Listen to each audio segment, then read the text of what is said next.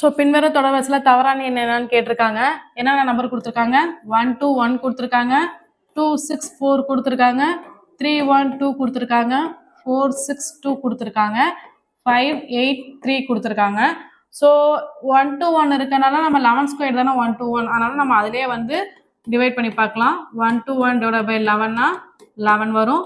264 divide by 11னா 2 11s are 22, balance 4 இருக்கும். 4 11s are 44. அடுத்து 312 போடலாம், டிவைட் பை 11 வரும். இது வந்து 22 மீதி 9 வரும். அப்போ இது வரத்துக்கு வாய்ப்பு இல்லை. அடுத்து 462 ட்ரை பண்ணி பார்க்கலாம். 4 11 44 மீதி 2 வரும்.